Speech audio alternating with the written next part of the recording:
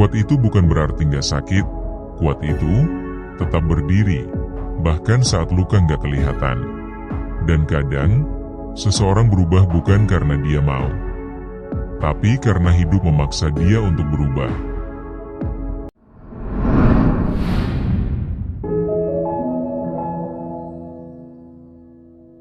Dulu Roronoa Zoro hidup dalam reaksi, cepat bergerak, cepat merespon, tanpa banyak jeda.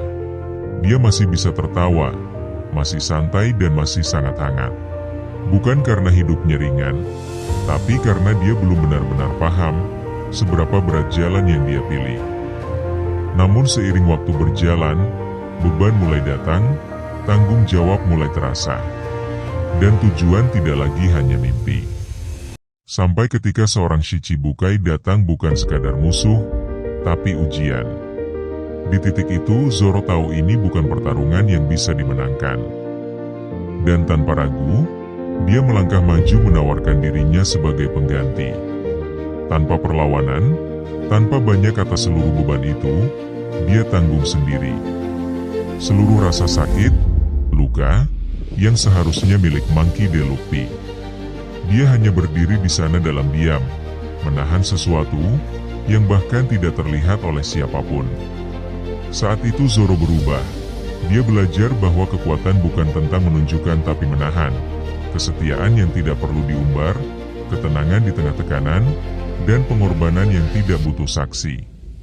Namun ujian hidup belum selesai. Puncaknya terjadi ketika kematian Portgas DS. Di momen itu, bukan cuma Luffy yang hancur, Zoro juga merasakan sesuatu. Bukan luka fisik tapi kehancuran ego, bahwa selama ini, semua yang dia lakukan masih belum cukup.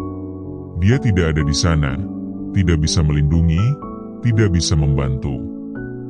Dan untuk pertama kalinya Zoro merasa tidak berguna, bukan karena dia tidak kuat, tapi karena realita begitu keras, bahwa kekuatan saja tidak selalu cukup.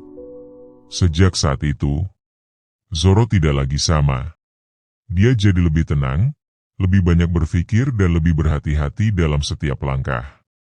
Karena dia sadar, setiap keputusan punya konsekuensi. Tanpa kita sadari, hal yang sama juga terjadi pada banyak orang. Sebelumnya kita mungkin cepat bereaksi, cepat marah, cepat bertindak tanpa mempertimbangkan dampaknya. Tapi sekarang, kita mulai banyak diam.